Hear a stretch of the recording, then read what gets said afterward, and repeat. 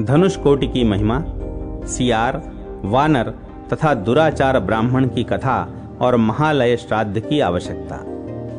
सूत जी कहते हैं, अब मैं धनुष कोटि की प्रशंसा में सियार और वानर के संवाद का वर्णन करता हूं। प्राचीन काल में एक स्थान पर सियार और वानर रहते थे। दोनों को अपने पूर्व जन्म की बातों का स्मरण था। वे दोनों परस्पर मित्र थे। सियार का नाम रुद्र भूमिष्ठ था। एक समय वानर ने श्रृगाल को श्मशान भूमि में देखकर पूर्व जन्म का स्मरण करते हुए पूछा, सियार, तुमने पूर्व जन्म में कौन सा अत्यंत भयंकर पाप किया था जिससे तुम श्मशान भूमि में घृणित एवं दुर्गंध युक्त मुर्दों को खा रहे हो? वानर के ऐसा पूछने पर सियार ने कहा, वानर, मैं पूर्व जन्म में वेदों का पारंगत विद्वान और समस्त कर्म कलापों का ज्ञाता ब्राह्मण था। मेरा नाम वेद शर्मा था। मैंने उस जन्म में एक ब्राह्मण को देने के लिए संकल्प करके भी वह धन उसे नहीं दिया। उसी से सियार हुआ और अब इस प्रकार के अत्यंत घृणित पदार्थों को खाता हूं। जो दुरात्मा देने की प्रतिज्ञा करके भी कोई वस्तु नहीं देते हैं, वे अत्यंत घृणित सियार की योनि को प्राप्त होते हैं। वानर, ब्राह्मण को देने की प्रतिज्ञा करके यदि वह वस्तु उसे न दी जाए तो उसी क्षण उसके 10 जन्मों का पुण्य नष्ट हो जाता है। इसलिए समझदार मनुष्य को उचित है कि वह देने की प्रतिज्ञा करने पर उस वस्तु को अवश्य दे डाले। ऐसा कहकर सियार ने वानर से पूछा, तुमने क्या पाप किया था जो वानर हो गए? वानर बोला, पूर्व जन्म में मैं भी ब्राह्मण था। मेरा नाम वेदनाथ था। मेरे पिता विश्वनाथ नाम से विख्यात थे और मेरी माता का नाम कमलालया था। सियार, पूर्व जन्म में भी हमारी तुम्हारी मित्रता थी। तुम इस बात को नहीं जानते हो, परंतु पुण्य के गौरव से मुझे उसका स्मरण है। पूर्व जन्म में मैंने ब्राह्मण का साग चुरा लिया था, उसी पाप से मैं वानर हुआ हूं। अतः ब्राह्मण का धन अपहरण नहीं करना चाहिए। ब्राह्मण का धन लेने से नरक होता है और नरक भोगने के बाद वानर की योनि मिलती है। ब्राह्मण का धन अपहरण करने से बढ़कर दूसरा कोई पाप नहीं है। विष तो केवल पीने वाले को मारता है, किंतु ब्राह्मण का धन समूचे कुल को जला डालता है। ब्राह्मण के धन का अपहरण करने से पापी मनुष्य कुंभीपाक नामक नरक में पकाया जाता है। पश्चात शेष पापों के फलस्वरूप वह वानर योनि को प्राप्त होता है। इसलिए ब्राह्मण के धन का अपहरण नहीं करना चाहिए। उनके साथ सदा क्षमा का ही व्यवहार करना चाहिए। बालक, दरिद्र, कृपण तथा वेद शास्त्र आदि के ज्ञान से शून्य ब्राह्मणों का भी अपमान नहीं करना चाहिए, क्योंकि क्रोध में आने पर वे अग्नि के समान भस्म कर देने वाले हो जाते हैं। सियार, कितने ही समय से ऐसा कष्ट भोगते हुए हम दोनों को इस पाप से छुड़ाने वाला कौन होगा? सियार और वानर इस प्रकार बातचीत कर रहे थे। इतने में ही दैव योग से अथवा पूर्व जन्म के किसी पुण्यवश वहां महातेजस्वी सिंधु द्वीप नामक मुनि स्वेच्छानुसार घूमते हुए आ पहुंचे। वे रुद्राक्ष की माला से विभूषित हो भगवान शिव के नामों का कीर्तन कर रहे थे। सियार और वानर ने मुनि को देखकर प्रणाम किया तथा इस प्रकार पूछा, भगवान, आप सब धर्मों के ज्ञाता हैं। अपनी कृपा दृष्टि से हमारी ओर देखिए और हम दोनों की रक्षा कीजिए। हमारी वानर और सियार की योनि जिस उपाय से छूट जाए उसे बताने की कृपा कीजिए। साधु पुरुष सदा किसी प्रकार की अपेक्षा न रखते हुए अपनी कृपा दृष्टि से अनाथों, दीनों, अज्ञानियों, बालकों तथा रोग पीड़ित मनुष्यों की रक्षा करते हैं। उन दोनों के ऐसा कहने पर महामुनि सिंधु द्वीप ने मन ही मन बहुत देर तक विचार किया और इस प्रकार कहा, सियार और वानर, तुम दोनों के पाप की शांति के लिए मैं एक उपाय बताता हूं। तुम दोनों दक्षिण समुद्र के तट पर श्री रामचंद्र जी के धनुष कोटि तीर्थ में शीघ्र जाकर स्नान करो। ऐसा करने से पाप से मुक्त हो जाओगे। सिंधु द्वीप के इस वचन को सुनकर सियार और वानर बड़े प्रयास से धनुष कोटि में गए और उसके जल में स्नान करके सब पापों से मुक्त हो श्रेष्ठ विमान पर आरूढ़ होकर देवलोक में चले गए। वहां उन्हें इंद्र का आधा आसन प्राप्त हुआ। गोदावरी के तट पर दुराचार नाम से प्रसिद्ध एक ब्राह्मण रहता था। वह बड़ा पापी और निर्दयता पूर्ण कर्म करने वाला था। ब्रह्म हत्यारे, शराबी, सुवर्ण की चोरी करने वाले तथा गुरु पत्नी गामी महापातकियों के संसर्ग से दूषित होकर वह सदा वैसे ही लोगों के साथ निवास करता था। महापातकियों के संसर्ग दोष से उस ब्राह्मण की ब्राह्मणता पूर्णतः नष्ट हो गई थी। ब्राह्मणता से हीन उस दुराचार ब्राह्मण को एक महाभयंकर महाबलवान वेताल ने अपने अधीन कर लिया।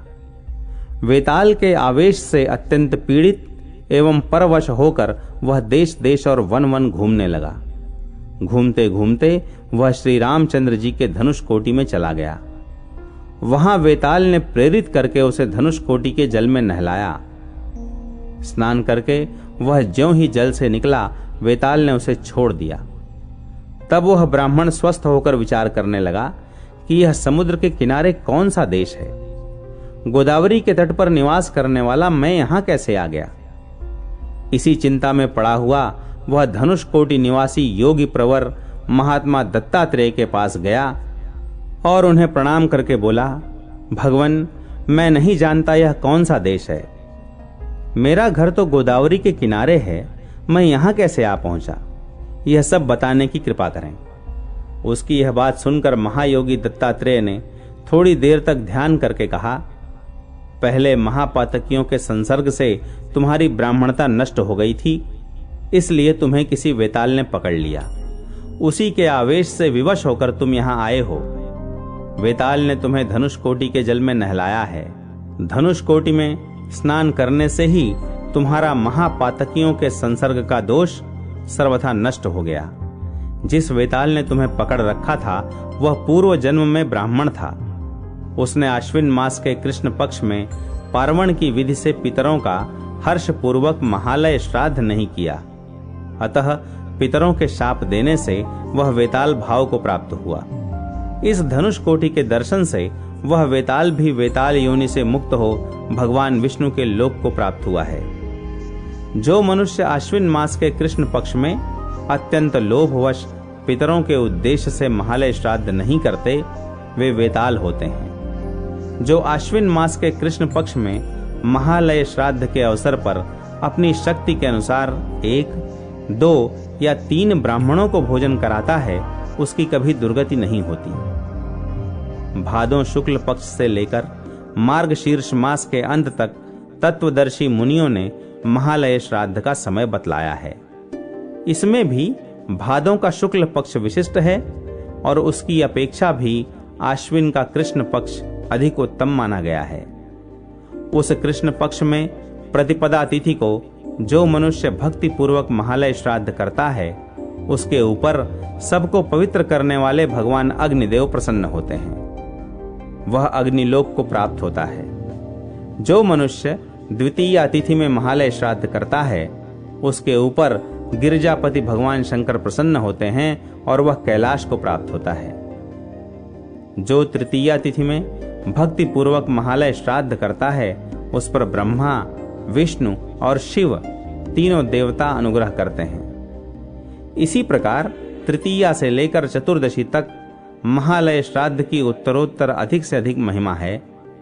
जो मनुष्य भक्ति पूर्वक अमावस्या तिथि में महालय श्राद्ध करता है, उसके पितरों को अनंत काल तक तृप्ति बनी रहती है।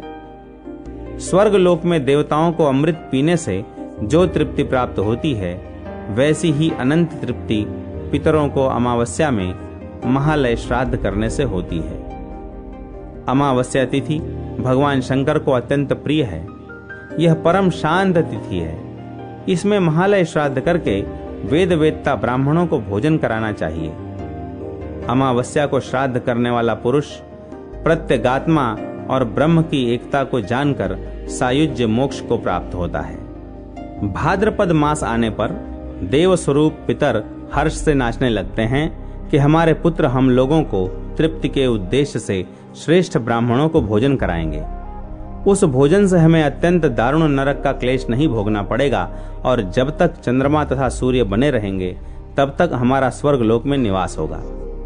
पितरों को तृप्ति देने वाले भाद्रपद मास एवं अश्विन मास प्राप्त होने पर प्रतिदिन भक्ति पूर्वक एक एक ब्राह्मण को भोजन कराना चाहिए।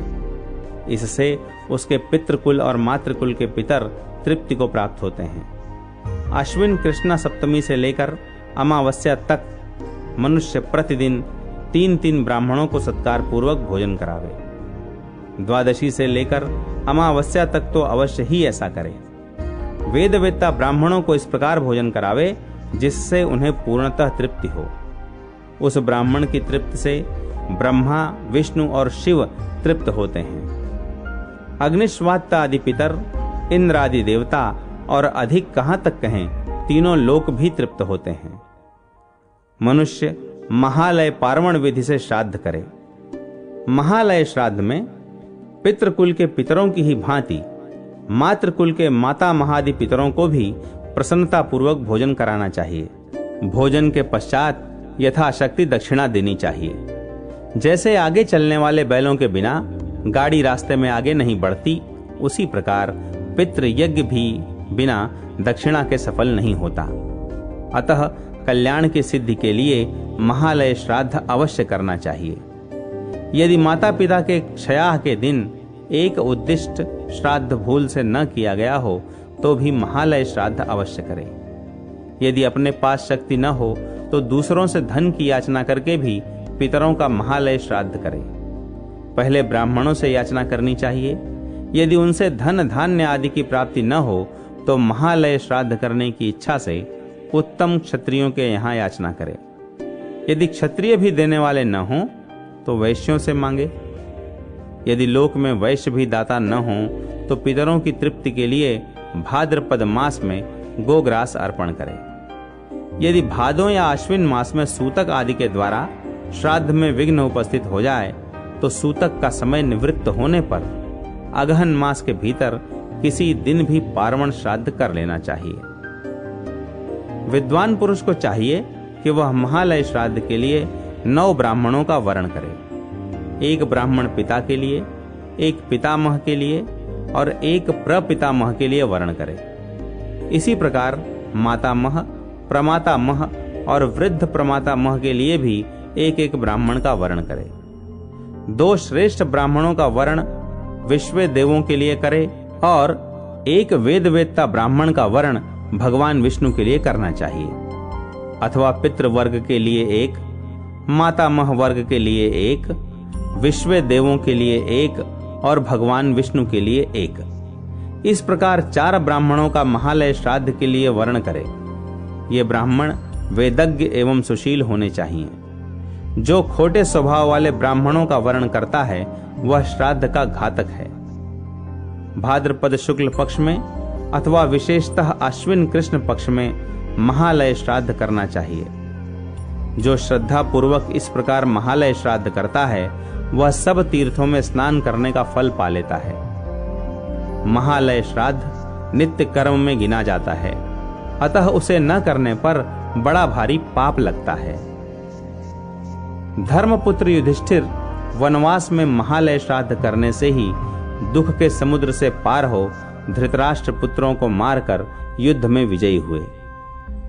मुनिश्रेष्ठ वशिष्ठ, अत्रि, भृगु, कुत्स, गौतम, अंगिरा, काश्यप, भरद्वाज, विश्वामित्र, अगस्त्य, पराशर, मृकंड तथा अन्यान्य मुनिवर विधि पूर्वक उत्तम महालय श्राद्ध का अनुष्ठान करके ही अणिमा आदि 8 सिद्धियों, व्रतों और तपस्याओं के निवास स्थान बन गए। महालय श्राद्ध करने से ही उन्हें सर्वश्रेष्ठ स्थान प्राप्त हुआ। अतः अपना कल्याण एवं अभ्युदय चाहने वाले पुरुष को महालय श्राद्ध अवश्य करना चाहिए। तुम्हारे भीतर जिस भूत ने प्रवेश किया था वह पूर्व जन्म में ब्राह्मण था। उसका नाम वेदनिधि था। वह महात्मा भरद्वाज का पुत्र तथा कुशस्थली ग्राम का निवासी था। उसने विधि पूर्वक महालय श्राद्ध को नहीं किया, इसलिए पितरों के शाप से वह वेताल हो गया। दुराचार, तुम भाद्रपद मास अर्थात अश्विन कृष्ण पक्ष में पितरों की तृप्ति के लिए षड्रस भोजन तैयार करके ब्राह्मणों को भक्ति पूर्वक भोजन कराओ। ऐसा करने से तुम्हें कभी दरिद्रता नहीं होगी और तुम सदा सुखी रहोगे। आज से तुम कभी महापातकियों से संसर्ग न रखना, मैं तुम्हें आज्ञा देता हूं। अब शीघ्रता पूर्वक अपने देश को चले जाओ। योगी दत्तात्रेय मुनि के इस प्रकार आज्ञा देने पर दुराचार कृतार्थ मन से उन्हें प्रणाम करके अपने देश को चला गया और दत्तात्रेय जी के बताए हुए मार्ग से अपने वर्णाश्रमोचित कर्तव्य का पालन करते हुए प्रसन्नता पूर्वक रहने लगा। उसने महापातकियों का संसर्ग त्याग दिया। श्री रामचंद्र जी के धनुष कोटि तीर्थ में स्नान करने की महिमा से दुराचार देहांत होने पर परम मोक्ष को प्राप्त हुआ। ब्राह्मणों, इस प्रकार मैंने तुम्हें दुराचार के उद्धार की पवित्र कथा कह सुनाई। इस प्रकार धनुष कोटि तीर्थ बड़े बड़े पातकों का नाश करने वाला है। क्षीर कुंड की उत्पत्ति और महिमा। महर्षि मुद्गल को भगवान विष्णु का दर्शन। श्री सूत जी कहते हैं, नैमिषारण्य निवासियों, चक्र तीर्थ से लेकर धनुष कोटि पर्यंत 24 तीर्थों का तुमसे वर्णन किया।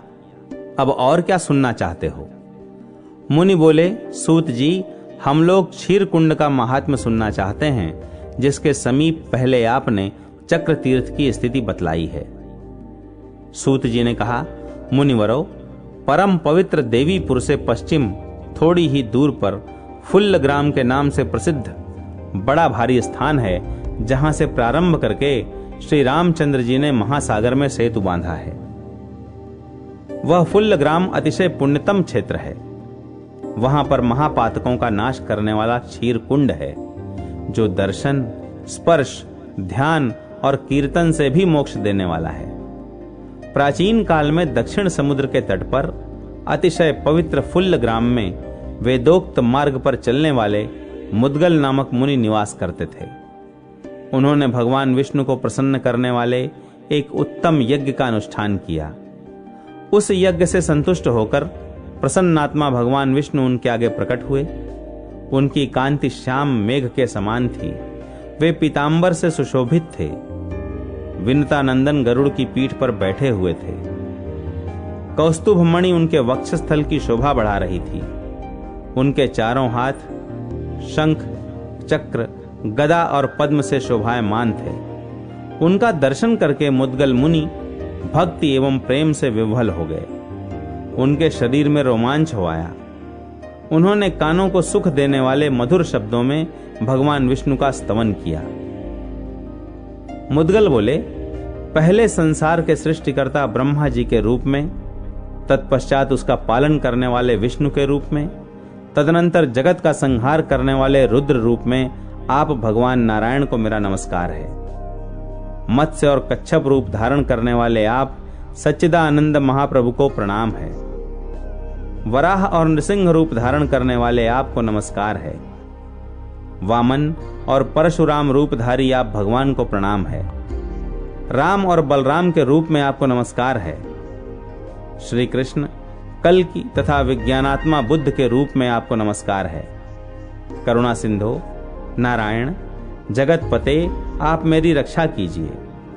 मैं निर्लज्ज, कृपण, क्रूर, चुगलखोर, दंभी, दुर्बल, पराई स्त्री, पराये धन और पराये क्षेत्र के लिए सदा लोलुप रहने वाला तथा मन से सबके दोषों पर ही दृष्टि रखने वाला हूं।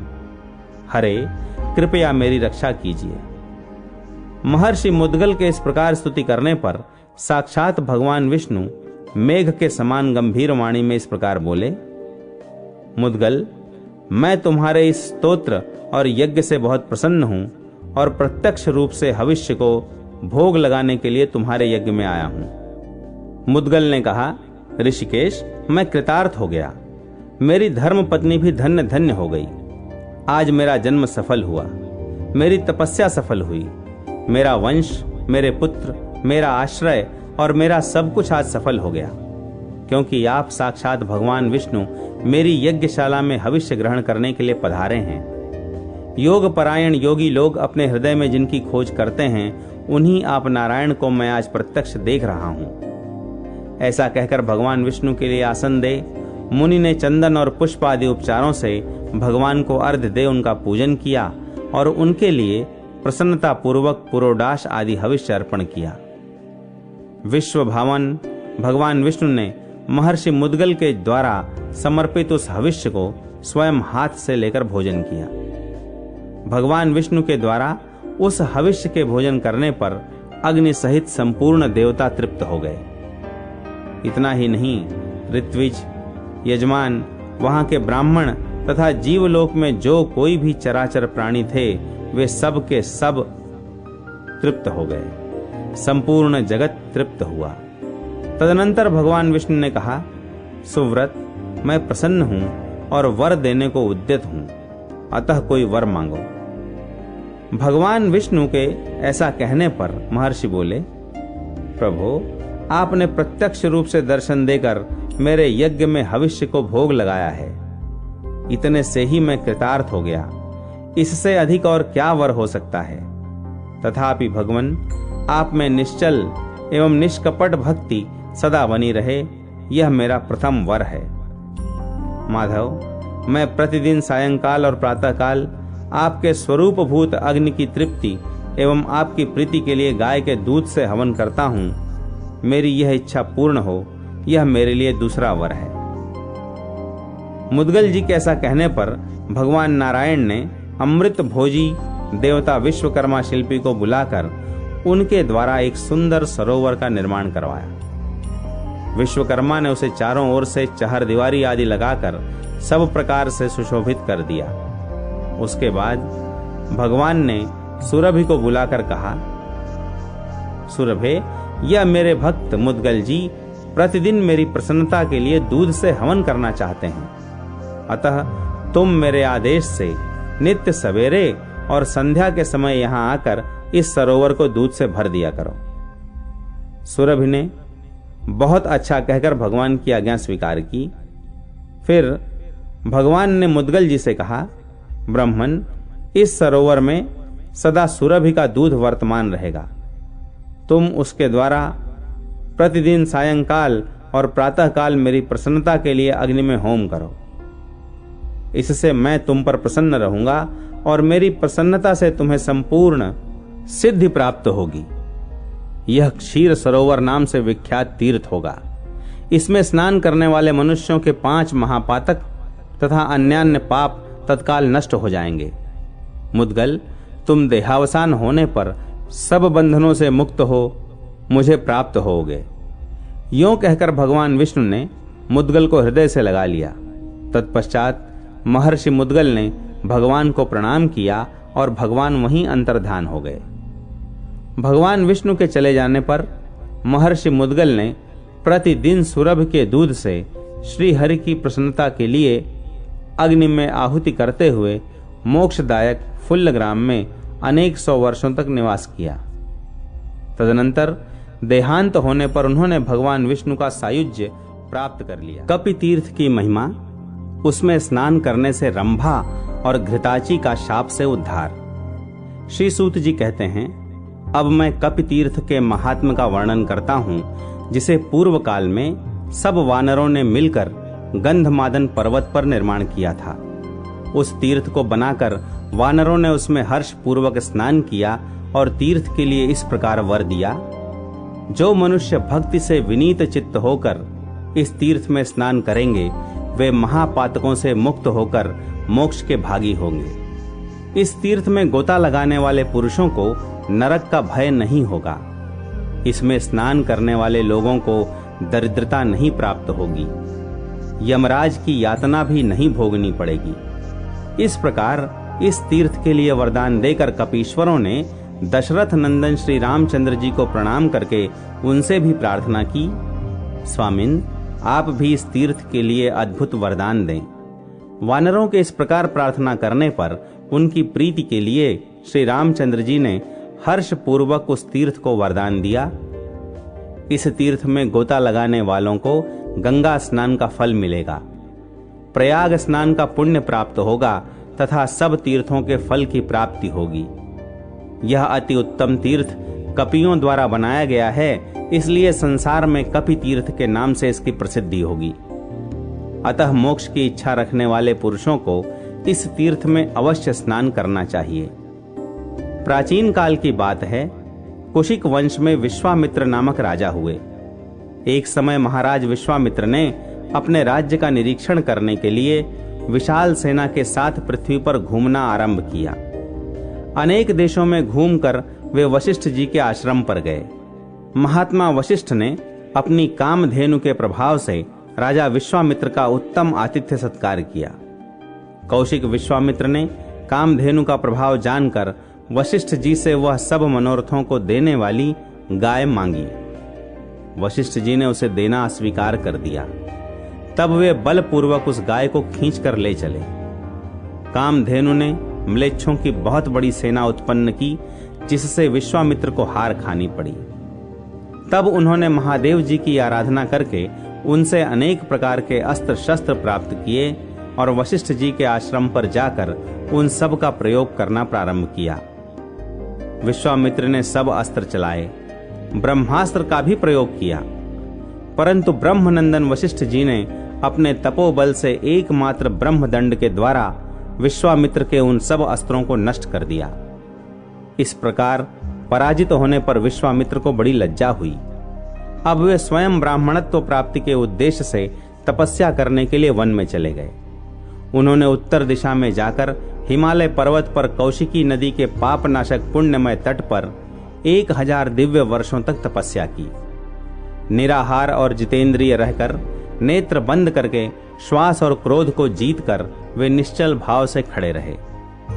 तब इंद्रादि देवताओं ने रंभा से कहा, रंभे, तुम हिमालय पर्वत पर कौशिकी नदी के किनारे तपस्या करने वाले महामुनि विश्वामित्र को अपने हाव भावों से लुभाओ। जिस प्रकार उनकी तपस्या में विघ्न पड़े वैसा प्रयत्न करो। इंद्र के ऐसा कहने पर रंभा विश्वामित्र के आश्रम पर गई और मुनि के नेत्रों के सामने खड़ी हो सुंदर रूप धारण करके अपनी मनोहर चेष्टाओं द्वारा उनके मन को लुभाने लगी। इतने में ही मन में आनंद बढ़ाती हुई कोयल भी कूक उठी। पिकी का मधुर कलरव सुनकर और रंभा को वहां उपस्थित देखकर मुनिवर विश्वामित्र का हृदय संशय में पड़ गया। उन्होंने समझ लिया कि यह सारी करतूत इंद्र की है। तब उन तपोधन ने क्रोध में आकर रंभा को शाप दिया, रंभे, मैं क्रोध को जीतने की इच्छा रखता हूं और तू यहां विघ्न डालने के लिए आकर मेरे क्रोध को बढ़ा रही है, इसलिए तू 10 लाख वर्षों तक यहां शिला होकर पड़ी रह। विश्वामित्र के इस प्रकार शाप देने पर रंभा उनके आश्रम पर बहुत काल तक शिला होकर रही।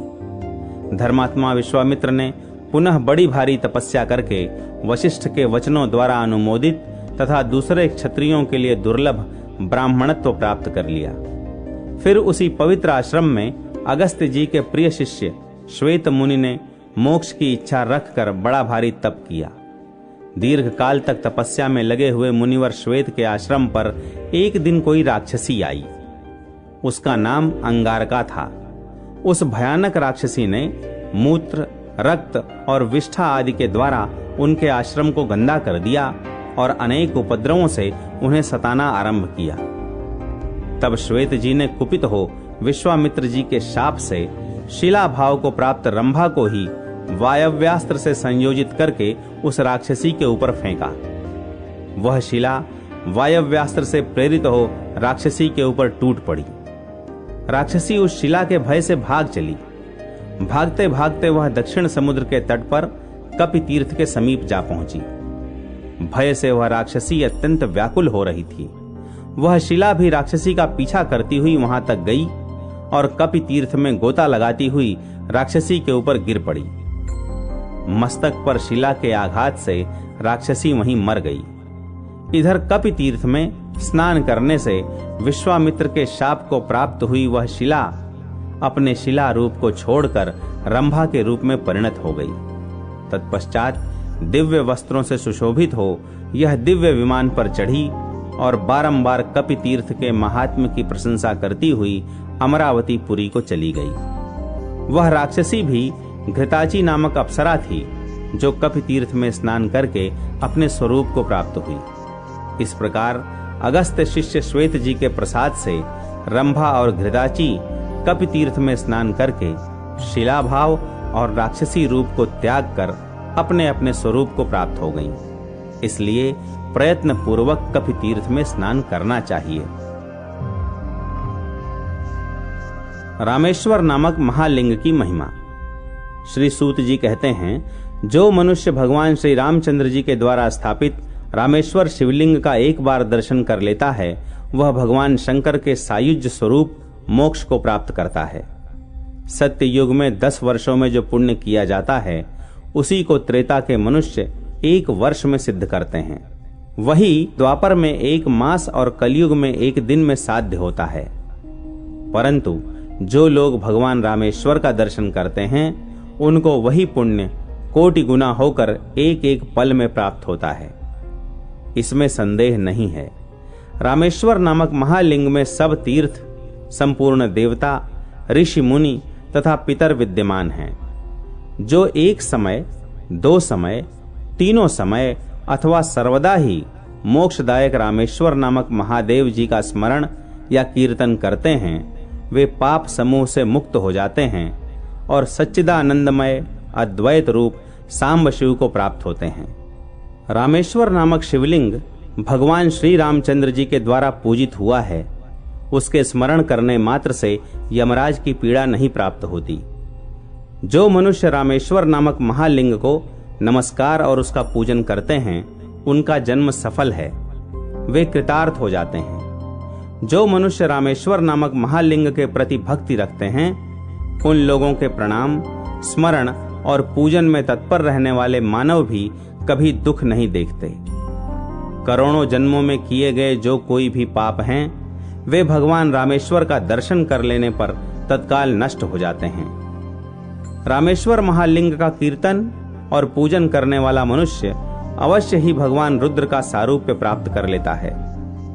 जैसे प्रज्वलित अग्नि क्षण भर में काष्ठ के ढेर को भस्म कर डालती है, वैसे ही भगवान रामेश्वर का दर्शन करने वाले लोगों के सब पाप तत्काल भस्म हो जाते हैं। रामेश्वर महालिंग की भक्ति 8 प्रकार की बताई गई है। रामेश्वर के भक्तों के प्रति स्नेह एवं दया भाव रखना, उन भक्तों का पूजन करके उन्हें संतुष्ट करना, स्वयं भगवान रामेश्वर की भक्ति पूर्वक पूजा करना, उन्हीं के लिए देह की सारी चेष्टाओं का होना, श्री रामेश्वर की महात्म कथा श्रवण करने में आदर भाव रखना, उनके प्रति प्रेमाधिक्य के कारण वाणी का गदगद होना, नेत्रों में आंसू आना, शरीर में रोमांच का उदय होना आदि भावों का स्फुरण, श्री रामेश्वर महालिंग का निरंतर स्मरण करना तथा उसी की शरण लेकर जीवन धारण करना। जिस किसी म्लेच्छ में भी ऐसी 8 प्रकार की भक्ति हो, वह भी मुक्ति क्षेत्रों के मोक्ष रूपी धन का अधिकारी बताया गया है। अनन्य भक्ति और ब्रह्म ज्ञान के द्वारा मुक्ति निश्चित है। ऊर्ध्वरेता सन्यासियों को वेदांत शास्त्र के श्रवण से जो मुक्ति प्राप्त होती है, वही सब वर्णों और सब आश्रम के लोगों को दर्शन शास्त्र के श्रवण जनित ज्ञान के बिना ही केवल रामेश्वर महालिंग के दर्शन से ही प्राप्त हो जाती है। योग युक्त ऊर्ध्वरेता मुनियों की जो गति होती है, वही भगवान रामेश्वर का दर्शन करने वाले समस्त प्राणियों की होती है। जो मनुष्य रामेश्वर शिव के क्षेत्र की प्रसन्नता पूर्वक यात्रा करते हैं, उन्हें पग पग पर अश्वमेघ यज्ञ का पुण्य प्राप्त होता है। अंबा पार्वती सहित परम दयालु रामेश्वर महालिंग रूप भगवान शिव में भक्ति होनी अत्यंत दुर्लभ है। उनकी पूजा का शुभ अवसर भी दुर्लभ है तथा उनका स्तवन और स्मरण भी अत्यंत दुर्लभ है। जिसकी बुद्धि निरंतर रामेश्वर महालिंग का चिंतन करती है, वही इस पृथ्वी पर धन्याति धन्य पुरुष है। श्री रामेश्वर महालिंग का दर्शन करने वाले पुरुष के दर्शन मात्र से दूसरे प्राणियों का पाप तत्काल नष्ट हो जाता है। जो प्रातः काल उठकर 3 बार रामनाथ शब्द का उच्चारण करता है, उसका पहले दिन का पाप तत्काल नष्ट हो जाता है। यदि प्राण त्याग के समय मनुष्य भगवान रामेश्वर का स्मरण करे, तो फिर उसका जन्म नहीं होता। रामनाथ, महादेव, करुणानिधे, सदा मेरी रक्षा कीजिए, इस प्रकार जो सदा उच्चारण करता है, वह कलयुग से पीड़ित नहीं होता। रामनाथ, जगन्नाथ, धूर्जटे, नील लोहित, जो इस प्रकार सदा बोलता है उसे माया नहीं सताती। नीलकंठ, महादेव, रामेश्वर, सदाशिव, सदा ऐसा बोलने वाला प्राणी कभी काम से कष्ट नहीं पाता। हे रामेश्वर, हे यमराज के शत्रु, हे कालकूट विष का भक्षण करने वाले शिव, प्रतिदिन इस प्रकार उच्चारण करने वाला पुरुष कभी क्रोध से पीड़ित नहीं होता। जो स्फटिक आदि भिन्न भिन्न शिलाओं से भगवान रामेश्वर का मंदिर बनाता है, वह श्रेष्ठ विमान पर बैठकर भगवान शिव के लोक को जाता है। जो मनुष्य भक्ति पूर्वक त्रिशूलधारी भगवान रामेश्वर के स्नान के समय में रुद्राध्याय, चमक, पुरुष सूक्त, त्रिसुपर्ण, पंच शांति तथा पावमानी आदि ऋचाओं को प्रेम पूर्वक जपता है, वह कभी नरक का कष्ट नहीं भोगता है। जो रामेश्वर महालिंग को गाय के दूध से स्नान कराता है, वह अपनी 21 पीढ़ियों का उद्धार करके शिवलोक में पूजित होता है। दही से स्नान कराने वाला पुरुष सब पापों से छूटकर भगवान विष्णु के लोक में प्रतिष्ठित होता है। रामेश्वर शिव को नारियल के जल से कराया हुआ स्नान ब्रह्म हत्या आदि पापों का नाशक बताया गया है। वस्त्र से छानकर शुद्ध किए हुए जल के द्वारा रामेश्वर महादेव को स्नान कराने वाला पुरुष वरुण लोक में जाता है। पुष्पों के सुगंध से वासित जल के द्वारा दया निधान रामेश्वर महालिंग को स्नान कराने वाला मनुष्य शिवलोक में पूजित होता है। राम सेतु धनुष कोटि में विराजमान भगवान रामेश्वर, ऐसा उच्चारण करके मनुष्य जहां कहीं भी स्नान करे सेतु स्नान का फल प्राप्त करता है। जो मनुष्य रामेश्वर शिव के टूटे फूटे हुए मंदिर को बनाता या उसकी मरम्मत करता है, वह 10 सहस्त्र ब्रह्म हत्याओं को जला डालता है। जो मनुष्य भगवान रामेश्वर के आगे प्रसन्नता पूर्वक दीपक अर्पण करता है, वह अविद्यामय अंधकार का भेदन करके प्रकाश स्वरूप सनातन ब्रह्म को प्राप्त होता है। भगवान रामेश्वर के उद्देश्य से जो थोड़ा भी आदर पूर्वक दान किया जाता है, वह दाता को परलोक में अनंत फल देने वाला होता है। महाक्षेत्र रामेश्वर में श्री रामनाथ जी के समीप निवास करने वाला मनुष्य पुनरावृत्ति रहित मोक्ष को प्राप्त होता है। संसार का लाड प्यार छोड़कर आपत्तिग्रस्त मनुष्यों की पीड़ा दूर करने वाले रामेश्वर महालिंग का श्रवण, कीर्तन और स्मरण करना चाहिए। भगवान रामेश्वर का पूजन, वंदन, स्मरण, श्रवण और दर्शन कर लेने पर कोई वस्तु दुर्लभ नहीं रह जाती।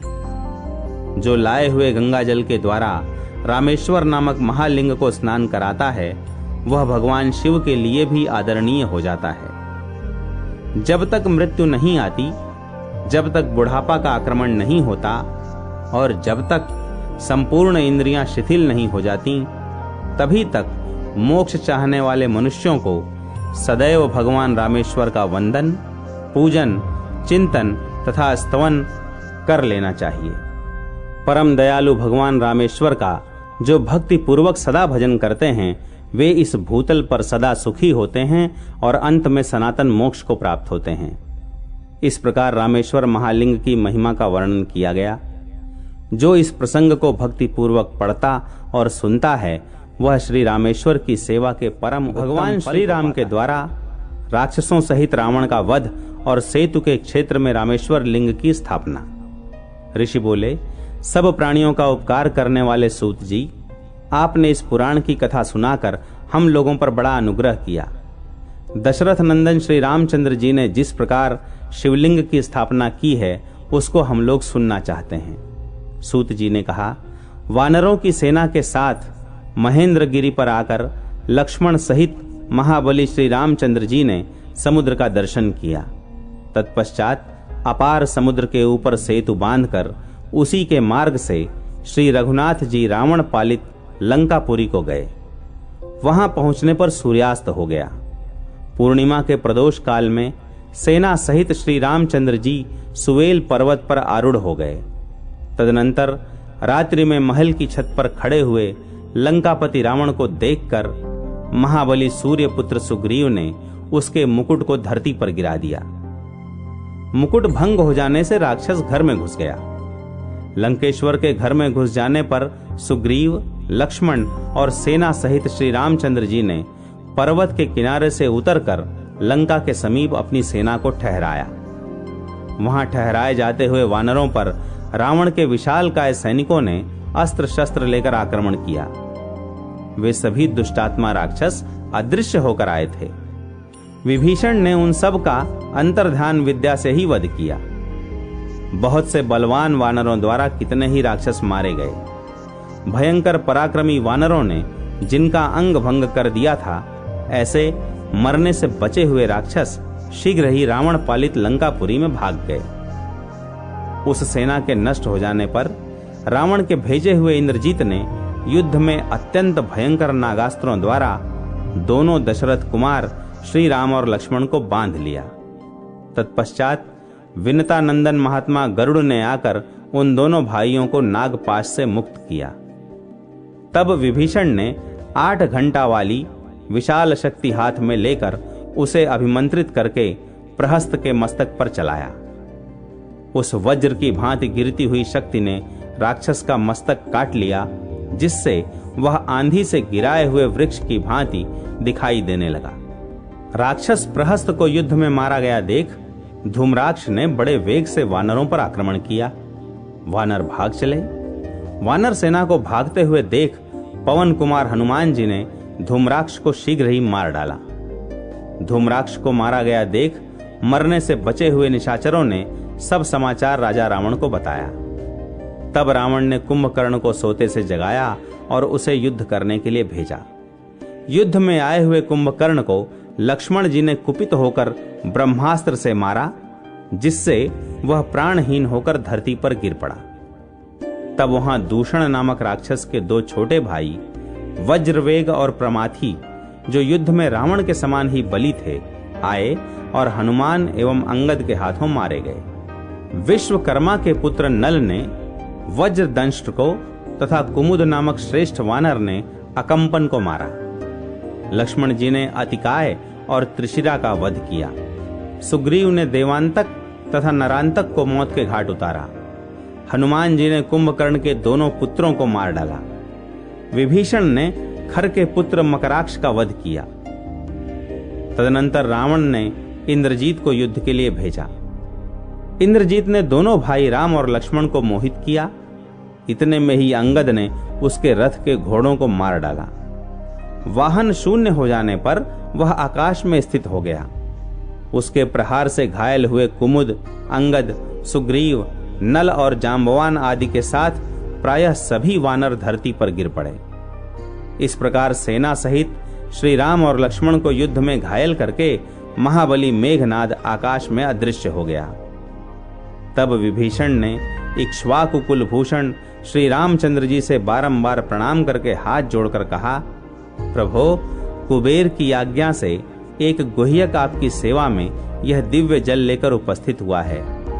महाराज, इसे कुबेर अंतर्ध्यान विद्या से अदृष्ट हुए प्राणियों को देखने के लिए आपको अर्पित करते हैं। इसको आंख में लगा लेने से आप आकाश में अदृश्य हुए प्राणियों को भी देख सकेंगे और जिसके लिए आप यह जल देंगे वह भी उन प्राणियों को देख सकेगा। बहुत अच्छा कहकर श्री रामचंद्र जी ने आदर पूर्वक उस जल को ग्रहण किया और उससे अपने नेत्रों को धोया। तत्पश्चात महाबली लक्ष्मण, सुग्रीव, जांबवान, हनुमान, अंगद, मैंद, द्विविद, नील तथा अन्य जो वानर थे, उन सब ने श्री रामचंद्र जी के दिए हुए जल से अपने अपने नेत्र धो लिए। तब उन्होंने आकाश में छिपे हुए वीरवर मेघनाद को देखा। दृष्टि पड़ जाने पर सुमित्रा नंदन लक्ष्मण ने उस पर आक्रमण किया। तब लक्ष्मण और मेघनाद में अत्यंत विचित्र तथा आश्चर्यजनक युद्ध हुआ। तीसरे दिन बड़े प्रयास से महाबली लक्ष्मण के द्वारा मेघनाद युद्ध में मारा गया। अपने प्रिय पुत्र के मारे जाने पर रावण को बड़ा क्रोध हुआ। वह बहुत सी सेना साथ ले रथ पर बैठकर नगर से बाहर निकला। तब इंद्र सारथी मातली हरे घोड़े जुते हुए सूर्य के समान तेजस्वी रथ के साथ श्री रामचंद्र जी की सेवा में उपस्थित हुए। धर्मात्माओं में श्रेष्ठ श्री राम ने इंद्र के भेजे हुए उस रथ पर सवार हो युद्ध में ब्रह्मास्त्र का प्रयोग करके राक्षस राज रावण के सभी मस्तक काट डाले। रावण के मारे जाने पर देवताओं और ऋषियों ने दशरथ नंदन श्री राम को आशीर्वाद दे उनकी जय जयकार की और अत्यंत संतुष्ट हो भगवान का स्तवन किया। सिद्धों तथा विद्याधरों ने कमल नयन श्री रामचंद्र जी पर फूलों की वर्षा की। तब श्री रामचंद्र जी उन देवताओं, वानर सैनिकों तथा सीता और लक्ष्मण के साथ लंका में विभीषण को राजा के पद पर अभिषिक्त करके पुष्पक विमान पर आरूढ़ हो गंधमादन पर्वत पर आए। गंधमादन पर्वत पर विदेह नंदिनी सीता की अग्नि परीक्षा द्वारा शुद्ध की गई। तदनंतर दंडकारण्य में निवास करने वाले मुनि अगस्त्य जी को आगे करके कमल नयन जानकी वल्लभ श्री रामचंद्र जी का दर्शन करने के लिए आए और उनकी स्तुति करने लगे। मुनि बोले, संपूर्ण लोकों पर अनुग्रह करने वाले आप भगवान श्री रामचंद्र जी को नमस्कार है। आपने इस संसार को रावण से शून्य करने के लिए अवतार लिया है, आपको नमस्कार है। ताड़का का संहार और विश्वामित्र के यज्ञ की रक्षा करने वाले आपको नमस्कार है। मारीच को जीतने वाले, सुबाहु का प्राण हरण करने वाले श्री राम, आपको नमस्कार है। आपके चरणार विंदों की धूल अहिल्या को मुक्ति देने वाली है। आपने भगवान शंकर के धनुष को लीला पूर्वक भंग किया है, आपको नमस्कार है। मिथिलेश कुमारी सीता के पाणि ग्रहण संबंधी उत्सव से सुशोभित होने वाले आपको नमस्कार है। रेणुकानंदन परशुराम जी को पराजित करने वाले आपको नमस्कार है। कैकेयी के 2 वरदानों से विवश हुए पिता के वचन को सत्य करने के लिए सीता और लक्ष्मण के साथ वन की यात्रा करने वाले आपको नमस्कार है। भरत की प्रार्थना पर उन्हें अपने चरणों की युगल पादुका समर्पित करने वाले आपको नमस्कार है। शरभंग मुनि को अपने परम धाम की प्राप्ति कराने वाले आपको नमस्कार है। विराध राक्षस का संहार करने वाले तथा गृध्रराज जटायु को अपना सखा बनाने वाले आपको नमस्कार है। माया से मृग का रूप धारण करके आए हुए महाक्रूर मारीच के शरीर को अपने बाणों से विदीर्ण करने वाले आपको नमस्कार है। रावण से हरी गई सीता को छुड़ाने के लिए जिन्होंने युद्ध में अपने शरीर का त्याग कर दिया, उन जटायु को अपने हाथ से दाह संस्कार करके कैवल्य मोक्ष प्रदान करने वाले आपको नमस्कार है। कबंध का संहार करने वाले आपको नमस्कार है। शबरी ने आपके चरणार विंदों का पूजन किया है। आपने सुग्रीव के साथ मैत्री जोड़ी है तथा वाली नामक वानर का वध किया है, आपको नमस्कार है। वरुणालय समुद्र में सेतु निर्माण करने वाले आपको नमस्कार है। समस्त राक्षसों का संहार तथा रावण का प्राण हरण करने वाले आपको नमस्कार है। आपके चरणार विंद संसार सागर से पार उतारने के लिए जहाज हैं, आपको नमस्कार है। भक्तों की पीड़ा दूर करने वाले सच्चिदानंद स्वरूप आप श्री रघुनाथ जी को नमस्कार है। जगत के अभ्युदय के कारणभूत आप श्री रामभद्र को नमस्कार है। राम आदि पवित्र नामों का जप करने वाले मनुष्यों के पाप हर लेने वाले आपको नमस्कार है। आप सब लोगों की सृष्टि, पालन और संहार करने वाले हैं, आपको नमस्कार है। करुणामूर्ति, आपको नमस्कार है। भक्तों की रक्षा के व्रत की दीक्षा लेने वाले प्रभु, आपको नमस्कार है। सीता सहित आपको नमस्कार है। विभीषण को सुख देने वाले श्री राम, आपने लंकापति रावण का वध करके संपूर्ण जगत की रक्षा की है, आपको नमस्कार है। जगन्नाथ, हमारी रक्षा कीजिए, रक्षा कीजिए। जानकी पते, हम सब का पालन कीजिए। इस प्रकार स्तुति करके सब मुनि चुप हो गए। सूत जी कहते हैं, मुनियों द्वारा किए हुए श्री रामचंद्र जी के इस स्तोत्र का जो भक्ति पूर्वक तीनों समय पाठ करता है, वह भोग और मोक्ष को प्राप्त करता है। इस स्तोत्र का पाठ करने से भूत वेताल भाग जाते हैं, रोग दूर होते हैं और पाप समूहों का नाश हो जाता है। तदनंतर श्री रामचंद्र जी ने हाथ जोड़ प्रणाम करके मुनियों से कहा, मुनिवरों, जो सदा आत्मलाभ से ही संतुष्ट, संपूर्ण भूतों के सुहृद, अहंकार शून्य, शांत और ऊर्ध्वरेता अर्थात नैष्ठिक ब्रह्मचारी हैं, उन साधु महात्माओं को मैं भक्ति युक्त चित्त से प्रणाम करता हूं। मैं ब्राह्मणों का हितकारी, ब्रह्मण्य देव हूं, इसलिए सदा ब्राह्मणों का सेवन करता हूं। इस समय आप लोगों से मैं कुछ पूछता हूं, आप उसे विचार कर उत्तर दें। ब्राह्मणों, रावण के वध से मुझे जो पाप लगा है उसका प्रायश्चित्त क्या है, यह मुझे बताइए। मुनि बोले, सत्य की रक्षा का व्रत लेने वाले जगन्नाथ, आप समस्त संसार की रक्षा का भार वहन करने वाले हैं। संपूर्ण जगत के उपकार के लिए यहाँ शिव जी की आराधना कीजिए। गंधमादन पर्वत का यह शिखर अतिशय पुण्यमय तथा मोक्ष देने वाला है। आप यहाँ लोक संग्रह के लिए शिवलिंग की प्रतिष्ठा कीजिए। इससे रावण के मारने से होने वाला दोष भी दूर हो जाएगा। प्रभो, गंधमादन पर्वत पर आपके द्वारा जिस शिवलिंग की स्थापना होगी उसका दर्शन मनुष्यों को काशी विश्वनाथ के दर्शन से कोटि गुना अधिक फल देने वाला होगा। साथ ही वह शिवलिंग संसार में आपके ही नाम से ख्याति लाभ करेगा। इसलिए रघुनाथ जी, आप शिवलिंग स्थापना के कार्य में विलंब न करें। मुनियों के ये वचन सुनकर जगतपति श्री रामचंद्र जी ने लिंग स्थापना के लिए पुण्यकाल निश्चित किया, जो 2 ही मुहूर्त में आने वाला था। उसे निश्चित करके उन्होंने हनुमान जी को शिवलिंग ले आने के लिए कैलाश पर्वत पर भेजा। हनुमान जी बड़े पराक्रमी थे। उन्होंने 2 मुहूर्त का पुण्यकाल जानकर भी भुजाओं पर ताल ठोंकी। वे सब देवताओं तथा महात्मा ऋषियों के देखते देखते बड़े वेग से ऊपर को उड़े और आकाश मार्ग को लांघते हुए कैलाश पर्वत पर जा पहुंचे। वहां उन्हें लिंग रूपधारी महादेव जी का दर्शन नहीं हुआ।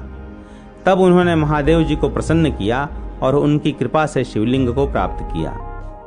इतने में ही वहां तत्वदर्शी मुनियों ने जब यह देखा कि हनुमान जी अभी नहीं आए तथा स्थापना का मुहूर्त बीतना ही चाहता है, तब उन्होंने परम बुद्धिमान श्री रामचंद्र जी से कहा, महाबाहु श्री रामचंद्र जी, अब तो पुण्यकाल बीत रहा है, अतः जानकी ने जो लीला पूर्वक बालू का शिवलिंग बनाया है उसी को इस समय स्थापित कर दीजिए। यह सुनकर श्री रघुनाथ जी ने शीघ्रता पूर्वक श्री जानकी जी तथा मुनियों के सहित मंगलाचार आरंभ किया और ज्येष्ठ मास के शुक्ल पक्ष की 10वीं तिथि को बुधवार और हस्त नक्षत्र के योग में गदकरण, आनंद और व्यतिपात योग, कन्या राशि के चंद्रमा तथा वृष राशि के सूर्य में परम पुण्यमय उपयुक्त 10 योगों की उपस्थिति में गंधमादन पर्वत पर सेतु की सीमा में लिंग रूपधारी भगवान शिव की स्थापना की। उस समय लिंग में पार्वती सहित भगवान शंकर प्रत्यक्ष प्रकट हो गए थे। उनके ललाट पर चंद्रमा की कला और साक्षात गंगा शोभा पा रही थी। भगवान सांब शिव ने सब लोगों को शरण देने वाले महात्मा रघुनाथ जी को इस प्रकार वरदान दिया, राघवेंद्र, आपके द्वारा यहाँ स्थापित किए गए शिवलिंग का जो दर्शन करेंगे वे महापातकों से युक्त होंगे तो भी उनके पापों का नाश हो जाएगा। जैसे धनुष कोटि में गोता लगाने से सारे पाप नष्ट हो जाते हैं, उसी प्रकार इस रामेश्वर लिंग के दर्शन से महापातक भी नष्ट हो जाएंगे। तत्पश्चात श्री रामचंद्र जी ने भगवान रामेश्वर के सामने नंदिकेश्वर को स्थापित किया और अपने धनुष की कोटि से रामेश्वर शिव के अभिषेक के लिए धरती फोड़कर एक कूप तैयार किया। फिर उससे जल लेकर भगवान शंकर को स्नान कराया। वही पुण्यमय तीर्थ कोटि तीर्थ के नाम से विख्यात हुआ। मुनिवरों, कोटि तीर्थ की महिमा का वर्णन पहले किया जा चुका है।